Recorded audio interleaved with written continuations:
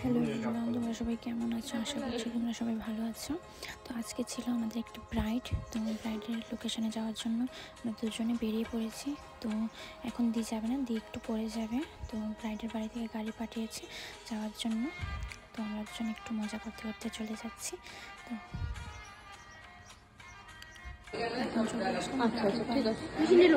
বাড়িতে চলে এসে প্রচুর কারেন্ট নিয়ে সমস্যা হচ্ছে। কারেন্ট চলে এসে